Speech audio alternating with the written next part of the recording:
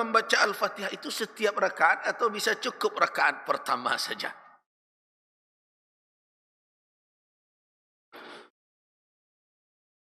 Kalau kita telusuri pemahaman para ulama terhadap petunjuk Rasulullah sallallahu alaihi wasallam,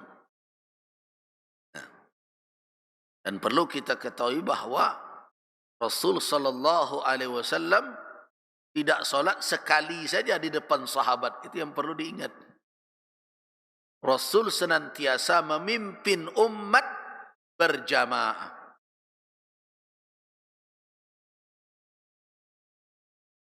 Beliau memerintahkan para sahabat beliau, dan itu perintah kepada kita untuk salat sebagaimana beliau salat. Kan begitu petunjuk Rasul kepada sahabat, di antaranya kepada Malik ibn al-Huwairis, sallu kama ra'aitumuni salli. Nah, bagaimana Rasulullah sallallahu alaihi wasallam memimpin umat berjamaah?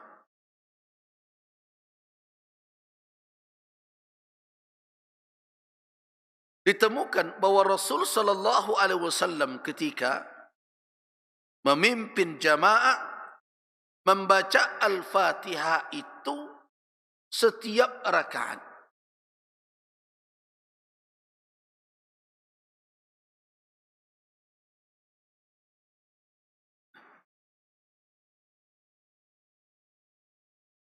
Dan itulah yang dinukilkan oleh para sahabat,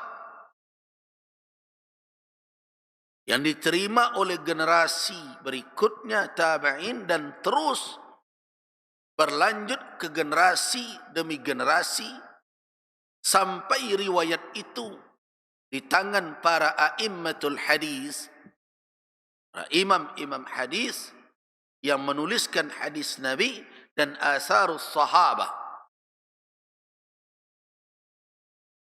di mana diriwayatkan ada nas, teks secara tegas dari sahabat yang menyatakan bahwa Al-Fatihah itu wajibah fi kulli rak'atin, wajib pada setiap rakaat. Tentu mereka mengatakan itu berdasarkan apa yang mereka lihat dan mereka dengar dari perbuatan Rasulullah sallallahu alaihi wasallam. Nah, cerita sahabat tentang salat Rasul itu jelas adalah hadis dalam bentuk yang diceritakan adalah dalam bentuk fi'li, dalam bentuk perbuatan Nabi.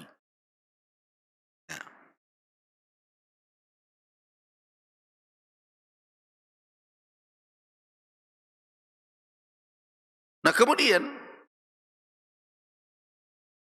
di samping hadis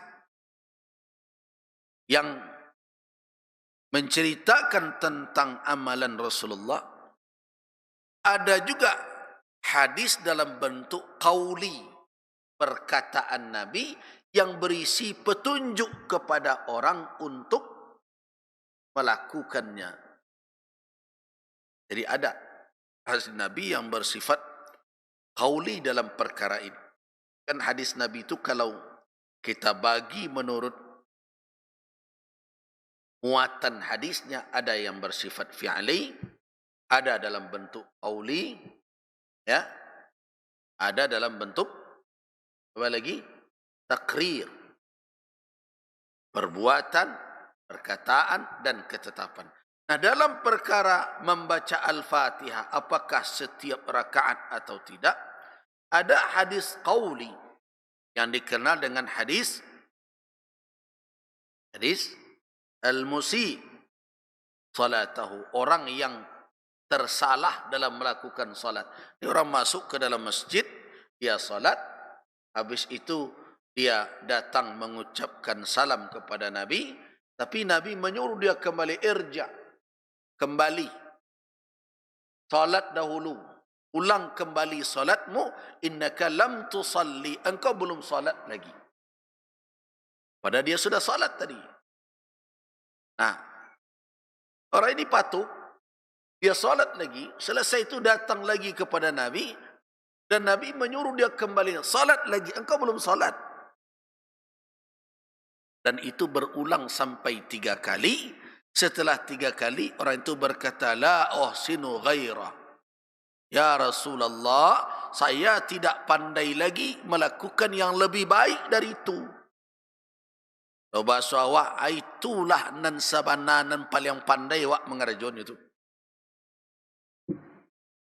Nah,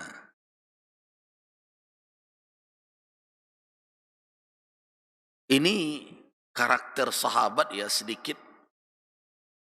Saya ya belokkan sedikit kepada adab menuntut ilmu. Jadi sahabat itu kalau diberikan petunjuk, mereka usahakan melakukan semaksimal mungkin.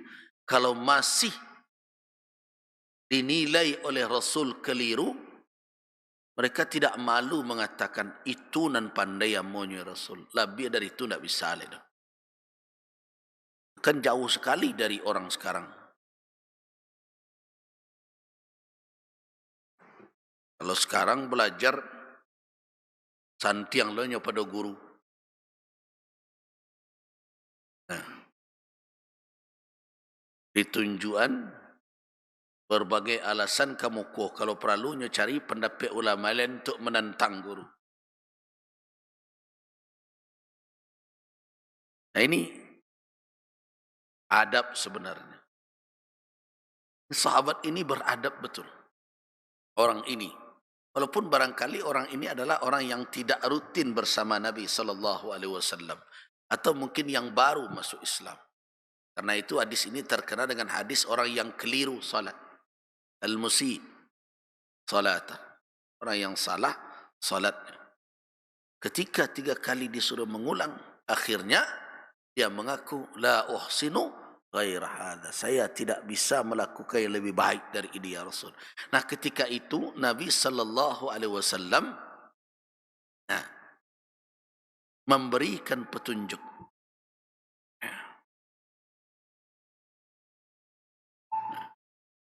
Memberikan petunjuk, bacalah apa yang dapat olehmu. Nah, para ulama jumhur mengatakan yang dapat itu Al-Fatihah. Mesti. Kenapa? Berdasarkan hadis lain. Tapi karena orang ini baru masuk Islam, bisa jadi maknanya apa yang telah hafal bagi dia. Atau orang ini baru datang, belum lagi menuntut ilmu. Tetapi yang diambil sebagai hujah adalah kalimat dalam hadis itu, thumma sna' hadza fi salatika kulliha. Kemudian buatlah ini dalam salatmu keseluruhannya. Jadi makna salat di situ, dalam hadis itu yang dijadikan alasan oleh jumhur, makna salat di situ adalah rakaat. Rakaat. Jadi kalau ada ayat, hadis yang berbunyi la salata liman lam yaqra, tidak ada salat bagi yang tidak membaca Al-Fatihah, makna salat di situ adalah rakaat.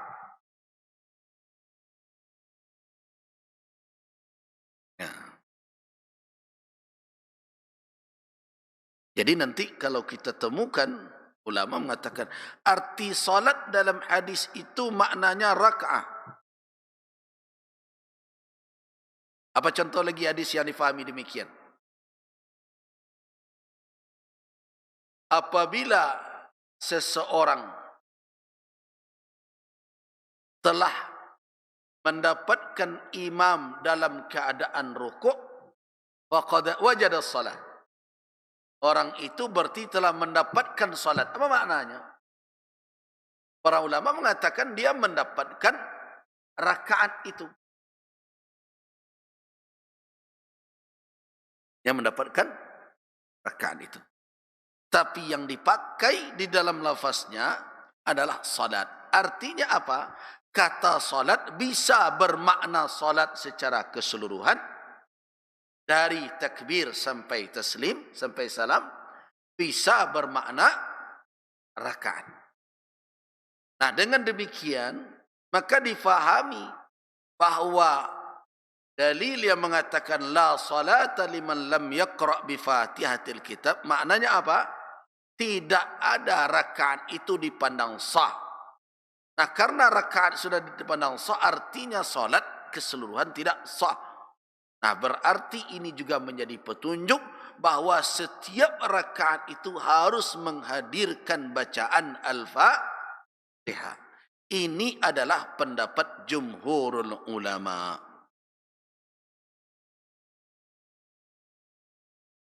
Di jumhur al-ulama berpendapat demikian.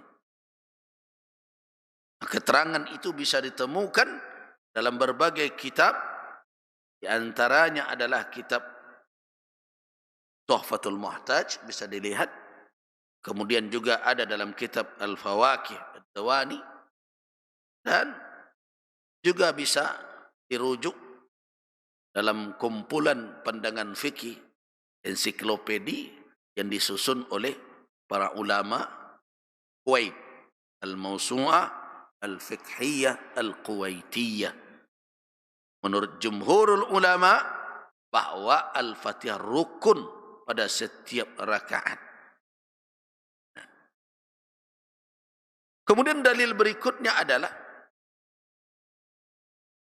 la salata liman lam yaqra' bi Fatihatil Kitab fi kulli rak'atin. Tidak ada salat bagi orang yang tidak membaca Al-Fatihah pada setiap rakaat. Tapi perlu diberikan catatan bahawa kalimat pada setiap rakaat pada hadis ini tidaklah tambahan yang kuat. Nah, kemudian dalil yang keempat, sebagaimana saya katakan tadi, adalah hadis sallu kama ra'aitumuni usalli wa qad dawama bi ghairi inqita'in ala qiraatil Fatihah fi kulli rak'atin. Para sahabat salat di belakang Nabi rutin, dan Rasulullah memimpin mereka. Mereka mendengarkan Nabi membaca. Apa yang bertemu dari salat Nabi? Dawama, beliau berketerusan. Terus beliau tidak henti membaca Al-Fatihah fi kulli rak'atin. Tidak ada terpotong peristiwa itu. Tidak ada peristiwa yang ditemukan bahawa Rasul sallallahu alaihi wasallam meniadakan Al-Fatihah dalam rakaat salat. Nah, dalil yang kelima yang dipakai sebagai hujjah oleh jumhur adalah hadis Abi Qatadah.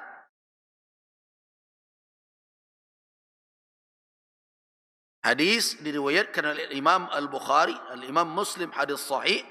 Bunyinya, kana Nabi sallallahu alaihi wasallam yaqra'u fil ulayaini. Ini perhatikan betul ini. Kana Nabi sallallahu alaihi wasallam yaqra'u fil ulayaini. Rasulullah sallallahu alaihi wasallam membaca pada 2 rakaat pertama. Ini solat yang 4 rakaat. Abi Qatadah yang menceritakan, Rasulullah membaca pada 2 rakaat pertama bi Fatihatil Kitabi wa suratin. Membaca Al-Fatihah dan surah.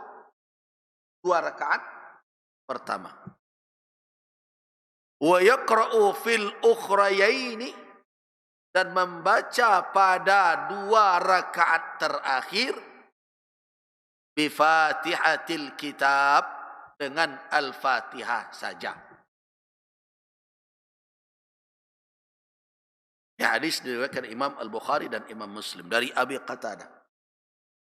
Beliau menjelaskan bahawa Rasulullah kalau salat ini tentu salatnya salat rubaiyah, salat 4 rakaat. Beliau membaca fil ulayaini, pada 2 rakaat awal apa? Al-Fatihah, dan sedangkan fil ukhrayaini, pada 2 rakaat terakhir, apa yang beliau baca? bi Fatihatil Kitab. Nah, jadi kalau ada orang menganalisa dalil-dalil tadi, sebenarnya sudah tahu mereka mana pendapat yang kuat. Karena dalil-dalil yang dikemukakan oleh jumhur sangatlah kuat dan sudah bisa disimpulkan bahawa seseorang apabila salat tidak cukup baginya membaca Al-Fatihah pada rakaat pertama atau 2 rakaat, kalau salatnya itu lebih dari 2 rakaat, melainkan wajib dia membacanya pada setiap rakaat. Ini pembicaraan pada siapa tadi? Pada imam dan orang salat sendiri. Karena terkait makmum nanti ada pembahasan tersendiri. Jadi kalau ada orang yang meninggalkan Al-Fatihah pada 1 rakaat, tidak membacanya, walaupun dalam keadaan lupa atau tidak tahu, apalagi sengaja, maka batallah rakaat itu sekaligus batal salatnya, karena dia bukanlah juzuk bahagian yang terpisah. Jadi kalau ada orang yang meninggalkan sengajakah, tidak sengajakah, atau tidak tahukah, dia tidak membaca Al-Fatihah walaupun dalam 1 rakaat, maka akibatnya adalah salatnya secara keseluruhan batal. Kenapa? Karena ada rukun yang tidak terpenuhi. Nah, sedangkan pendapat yang lain, ada riwayat bahawa Al-Fatihah hanya dibaca pada rakaat pertama saja. Dinukilkan katanya dari Al-Hasan Al-Basri, sebagaimana di dalam kitab Al-Mabsut Lis-Sarakhsi, dan juga ada pendapat yang mengatakan bahawa hanya dibaca pada 2 rakaat pertama saja. Ini pendapat kalangan Hanafiyah, dan jelas bahawa pendapat-pendapat yang seperti ini kalau dipertemukan dengan dalil-dalil yang bersifat khusus tadi, jelas tidak kuat untuk dijadikan sebagai alasan atau dalil untuk kita nyatakan itu pendapat yang lebih kuat. Tidak bisa. Nah, karena itu sekali lagi saya katakan bahawa terkait dengan pembacaan Al-Fatihah, apakah hanya pada rakaat pertama saja atau rakaat kedua saja, atau ada pula mengatakan 3 rakaat, ataukah pada seluruh rakaat, pendapat yang kuat berdasarkan dalil-dalil yang memiliki kehujahan yang bisa memberikan ketenangan batin kepada kita adalah pendapat jumhurul ulama. Apa isi pendapatnya? Al-Fatihah adalah rukun, dibaca setiap rakaat oleh imam dan orang yang salat sendiri. Sudah? Jangan ragu-ragu lagi. Dengan dalil-dalil itu, hendaknya amalan kita semakin kita yakini. Karena apa? Kita sudah mendengarkan hujah-hujah yang dikemukakan oleh ulama di dalam memberikan petunjuk tentang kaifiat salat. Sudah 2 masalah Al-Fatihah yang bisa kita jelaskan. Kita ulangi lagi. Yang pertama tadi perkara hukum. Apa hukumnya? Wajib membaca. Dan kedudukannya sebagai salah satu rukun. Kalau tidak dibaca berarti batal salat. Bagi siapa? Bagi imam dan bagi orang yang salat. Kalau saya makmum bagaimana Buya? Nanti dulu. Tabawa. Nah, yang kedua terkait dengan tempat membacanya. Apakah cukup hanya di awal saja rakaat pertama? Tidak. Atau 2 rakaat saja? Tidak. Al-Fatihah wajib dibaca fi kulli rak'atin oleh imam dan oleh orang yang salat sendiri. Apabila ditinggalkannya membaca Al-Fatihah, apakah ditinggalkan disebabkan oleh lupa? Kan bisa saja terlupa. Atau disebabkan oleh tidak tahu. Dia tidak tahu. Apalagi kalau ditinggalkan secara sengaja. Walaupun ditinggalkan karena lupa. Atau ditinggalkan karena jahil, tidak tahu hukumnya. Atau ditinggalkan dengan sengaja, ketiga-tiganya sama, salatnya batal. Itu tidak bisa dijangkau-jangkau dengan sujud sahwi nanti. Kalau Al-Fatihah yang ditinggalkan, maka akibatnya batal. Walaupun 1 rakaat. Yang 4-3 dibaca, 1 rakaat tidak dibaca. Batalkah salat? Iya, batal. Karena membaca Al-Fatihah wajib pada setiap rakaat salat. Itu adalah persoalan yang kedua. Nah, bagaimana dengan orang yang tidak pandai membaca Al-Fatihah? La yuhsin.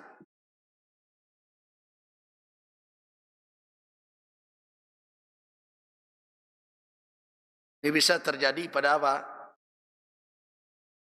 Pada orang yang mungkin baru masuk Islam. Atau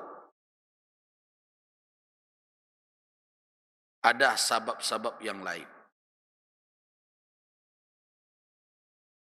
Nah, bagi orang yang tidak pandai membaca Al-Fatihah, sebenarnya pembahasan kita belum perkara solatnya dahulu.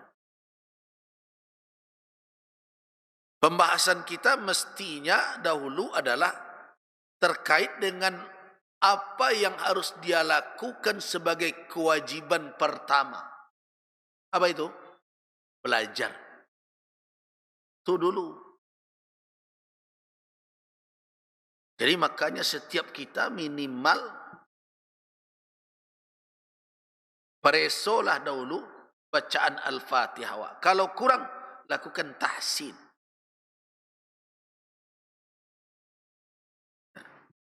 Perbaiki itu. Bacaan Al-Fatihah itu. Baik dari sisi makhrajnya maupun dari sisi tajwidnya. Hukum bacaannya.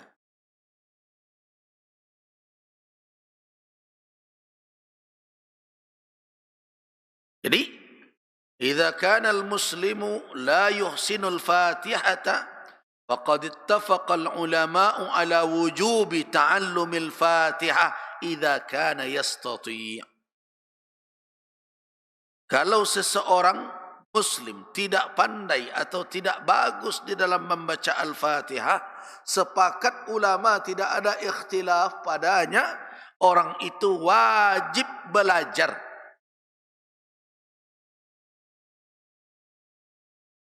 Yo ndak dorang membuat pelatihannya dah. Datangi ulama. Ilmu tu ndak ditunggu dah. Dituntui. Bukan menantinya. Menanti orang datang mengajarkan. Tidak. Talabul ilmi. Menuntut ilmu. Faridah. Kewajiban. Nah, ini yang kurang disadari oleh umat hari ini. Mereka mengira bahawa ulama lah yang berkewajiban mengantarkan ilmu itu ke pintu rumah mereka. Nah, tanggungjawab ilmu itulah yang hari demi hari semakin menipis. Bahkan majlis kajian yang di situ membahas perkara yang rutin mereka amalkan, di samping rumah mereka pun mereka tidak mau hadir. Jadi yang bersemangat umat hari ini dakwah apa? Tabligh akbar. Itu masalah kita itu. Mestinya ada kajian salat. Kalau dulu Allah tahu rukun dan syarat, mestinya kan ditambah ilmunya. Paham kok model itu. Sedikit demi sedikit, kita mulai mengerti alasan amalan. Kalau dulu kan, bawa mengaji fikih,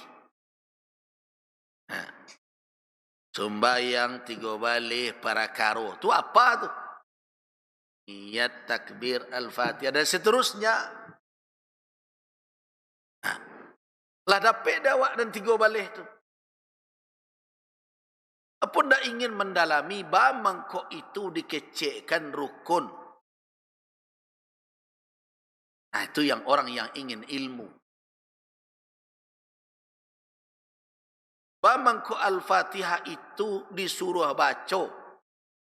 Bamangkok di rakaat 3 ampe awak nak membaca surat lain. Nah, awak dengar, oh baik itu yo. Ada rupanya petunjuknya. Abu Qatadah nama ngecean. Nabi rakaat awal pertama, 2 rakaat pertama, Al-Fatihah dia tambahnya surat. Rakaat 3 ampe itu rakaat 2 terakhir, ternyata Al-Fatihah saja. Itu rupanya, makanya awak amalkan model itu ilmu namanya lah berdalil. Walaupun beku awak tak lo pandai maulang hadis itu terserahlah. Tetapi dari sisi keyakinan amalan, awak semakin tenang untuk mengamalkan.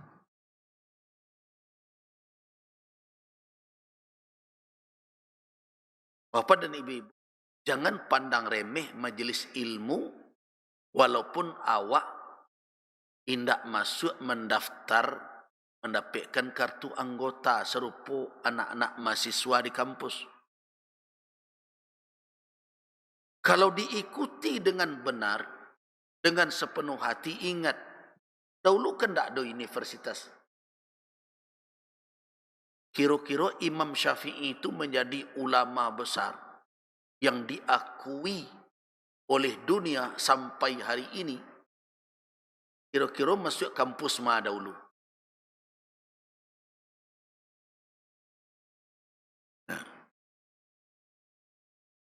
Kan tak ada Imam Malik membuat kampus no. Beliau mengajar dalam halaqah ilmiah ya serupa itu. Jadi kalau ada orang bertanya, bisa tak orang yang hadir multaziman, iltizam ya. Iltizam itu disiplinnya, hadir mengikuti kajian dari tahap demi tahap. Apalagi kalau kajian itu bersambung, bisa hendaknya menjadi faham bahkan lebih dari orang yang sarjana? Bisa. Ini kalau ambo ceriton pengalaman, oh, ambo kan cuma fakultas syariah. Dari mana ambo bisa dapat dahulu seketik banyaknya kajian hadis? Dari mana dapat seketik banyaknya dahulu kajian-kajian filsafat? Dari mana dapat seketik banyaknya kajian-kajian sirah nabawiyah? Di mana dapat seketik banyaknya kajian-kajian tasawuf? Itu tidak di kampus. Tapi iltizam dengan ruknan menyampaikan. Ya contoh saja. Bagaimana menganalisa, memahami hadis dan berbagai macam. Walaupun di dalam kampus ada fiqh sunnah, ada fiqh hadis. Tetapi ketika ada halaqah ilmiah yang dibuat oleh Syekh Ismail Sadiq Al-Adawi di Masjid Al-Azhar dalam syarah Sahih Muslim, situ baik beliau. Model itu cara memahami. Jadi iltizaman. Kemudian berikutnya, memahami perkara-perkara tasawuf bagaimana. Dahulu dengan Syekh Muhammad Zaki Ibrahim datang, dan beliau kadang dengan murid beliau, juga dengan Syekh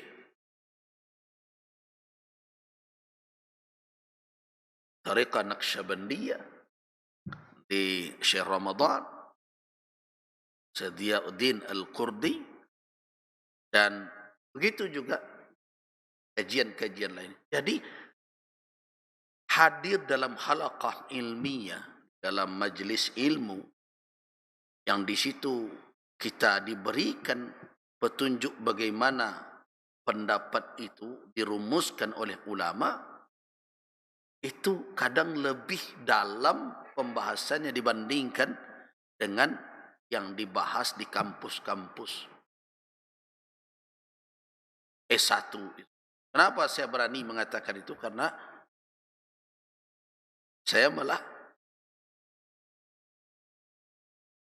mengajarkan fikih berbagai macam di kampus, itu tidak tempat mengemukakan dalil-dalil seperti ini. Kenapa? Karena anak-anak kita bosan kalau sudah menganalisa dalil.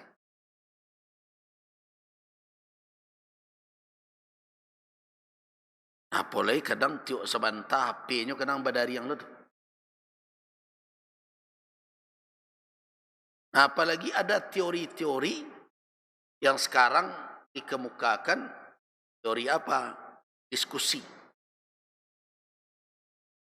Ada teori diskusi sekian persen dan dosen hanya menjelaskan sekian persen saja. Kalau bagi saya, untuk S1 itu tidak cocok teori diskusi. Tapi karena program dari kurikulum gaya apa itu seperti itu, dosen didorong demikian. Awak coba, ambo dulu acok melanggar aja tu. Mandangannya diskusi, taruhlah jam 1,5 jam. Ya gianya diskusi sejam. Mandangan diskusi saya panik jantung awaknya. Maka itu, apa yang kena diskusian dan surang tak mengerti dan surang tak lo paham. Jadi kalau saya melihat diskusi itu baru bisa berjalan efektif kalau yang bermudzakarah itu orang yang memiliki khalfiyah, dasar keilmuan yang cukup. Itu baru diskusi itu musmirah, berbuah.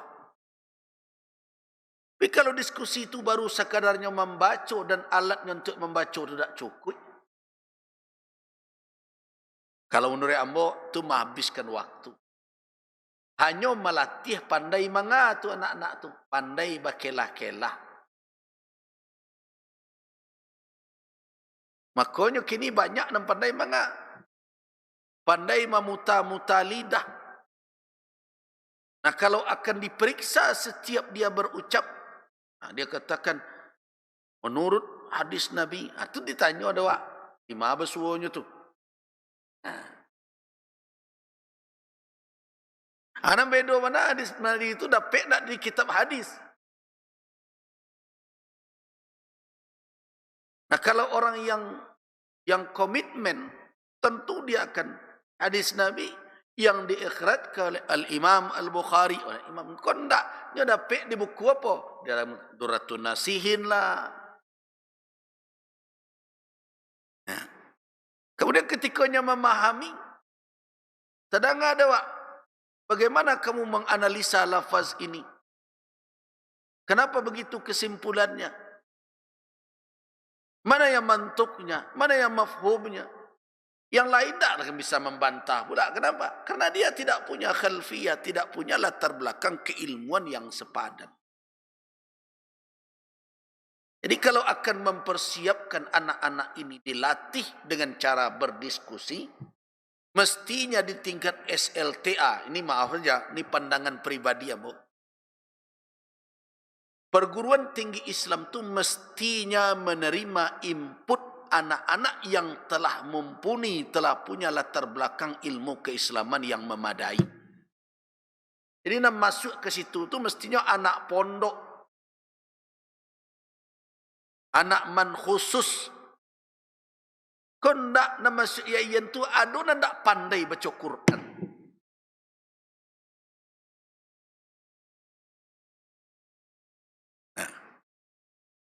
Terus suruhnya diskusi, angkanya diskusian.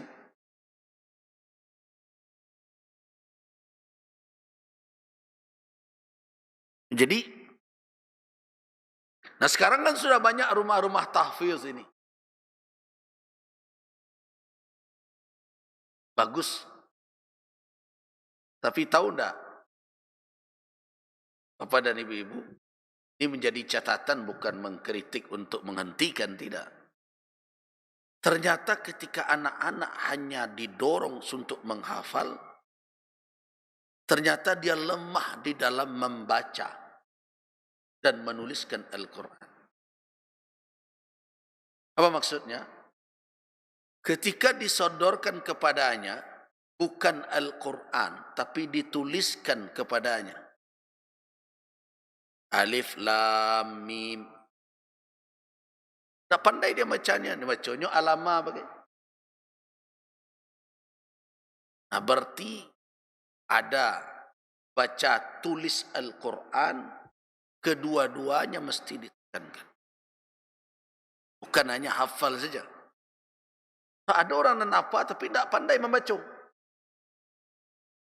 Jadi ada yang lucu sekali ketika saya di Mesir.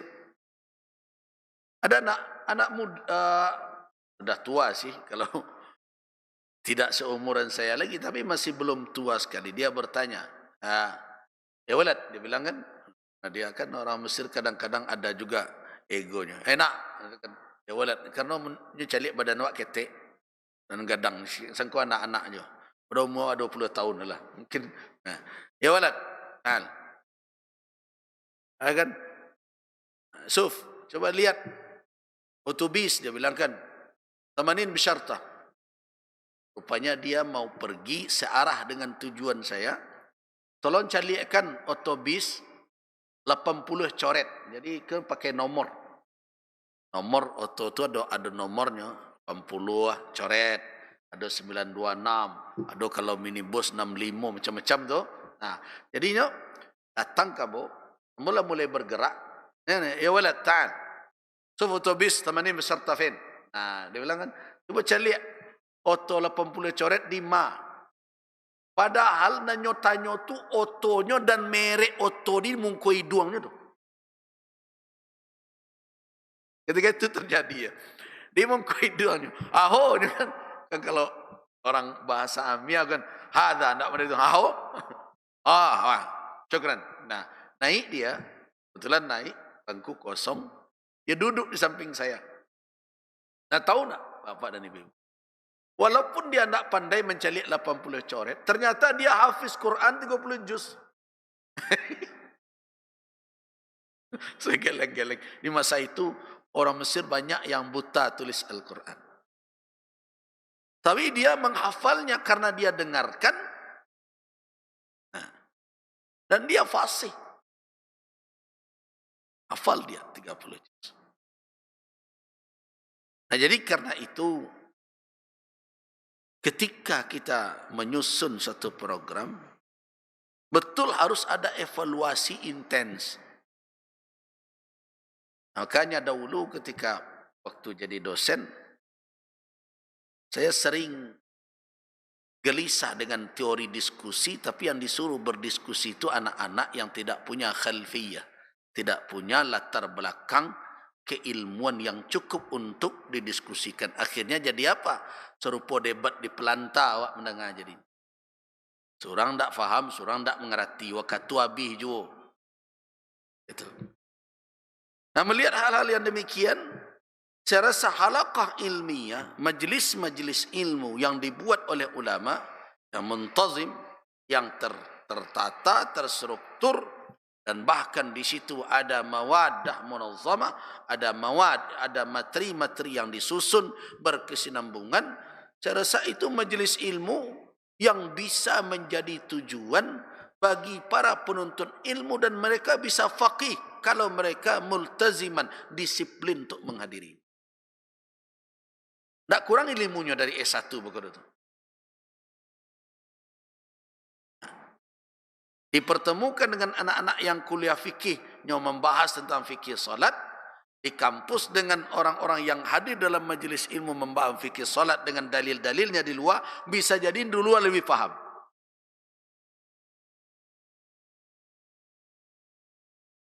Itulah makanya di surau, kenapa kita tidak terburu-buru mengaji fikih supaya lebih didalami. Tahu tak Bapak dan Ibu-Ibu? Di kajian yang saya sampaikan ini biasanya dulu kita ajarkan pada kajian perbandingan mazhab. Tapi tidak seperti itu kita menjelaskan. Karena memang tidak cukup juga kalau dibahas karena waktu. Nah itu makanya karena itu iltizam, disiplin di dalam menuntut ilmu itu akan menghadirkan wawasan yang cukup.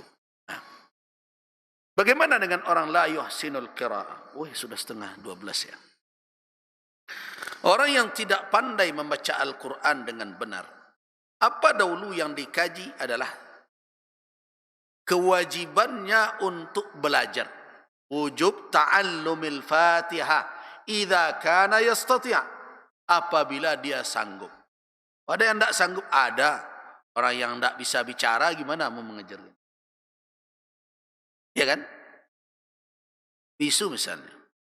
Nah. Kenapa wajib? Karena membaca Al-Fatihah tadi hukumnya apa? Wajib. Untuk bisa melakukan yang wajib itu, bagaimana? Tiba-tiba saja dia pandai. Tidak. Untuk pandai itu dia harus belajar.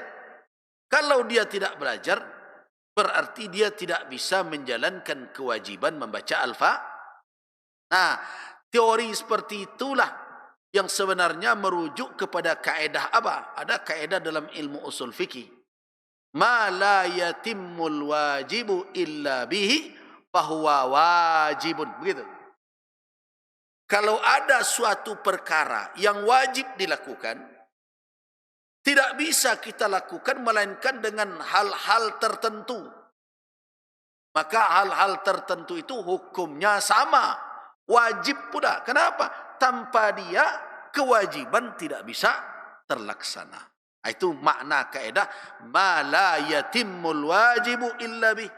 Apa saja yang tidak sempurna kewajiban melainkan dengannya, bahwa wajibun, maka dia juga wajib sebagaimana kewajiban yang akan dilakukan itu.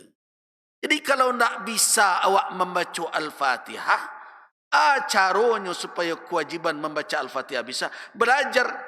Nah kalau tidak mau belajar, tidak jadi bisa ada melakukan kewajiban. Berarti belajar membaca Al-Fatihah hukumnya wajib. Dia bertanya je lah, solat baik caranya supaya bagus melaksanakan. Malih beraja. Ada orang bertanya khusyuk tu sebentar. Solat dah mau khusyuk, lah ditunjukkan. Salah satu khusyuk itu penunjangnya adalah memahami dan dibaca. Tapi tak mau beraja tafsir. Baca caranya tu. Nah, jadi kalau ingin kita menjalankan sesuatu, tempuh jalannya. Nah itulah Al-Fatihah. Jadi kita sampai pada persoalan, bagaimanakah orang yang tidak pandai membaca Al-Fatihah? Pertama dahulu, Itu sepakat ulama. Tidak ada ikhtilaf antar mazhab itu. Orang yang tidak pandai membaca Al-Fatihah wajib belajar membaca Al-Fatihah. Fa in lam yatamakkan min ta'allumil Fatihah ka an yakuna kabiras sin aw li ayyi sababin la yatamakkan min ta'allumil Fatihah fa huna ikhtalafa ahlul ilmi ala qaulain. Bagaimana kalau tidak memungkinkan dia belajar? Umur lanjut bana, ndak ada nan bisa tekana le do. Itu jarang itu. Atau karena sebab apapun yang tidak memungkinkan dia belajar. Nah, dalam area itulah nanti kita berbicara tentang ba'a al-Fatihahnya dalam salat. Jadi jangan bawakan beko pendapat tentang hukumnya orang tak pandai baca Al-Fatihah. Oh, tak ada kalau tak dapat. Tapi di bawah kau orang mungkin beraja. Itu tak tapik pasangnya itu. Jadi nanti pendapat ulama tentang orang yang tidak pandai membaca Al-Fatihah itu adalah pada siapa? Orang yang tidak mungkin sama sekali mempelajarinya atau tidak ada peluang untuk dia belajar sama sekali. Tapi bagi orang yang ada kemungkinan untuk belajar, sepakat ulama orang itu wajib mempelajari. Kalau dia tinggalkan itu, meninggalkan yang wajib, apa hukumnya? Sudah solatnya tidak sah beko, berdosa pula karena meninggalkan kewajiban menuntut ilmu yang wajib dia tuntut.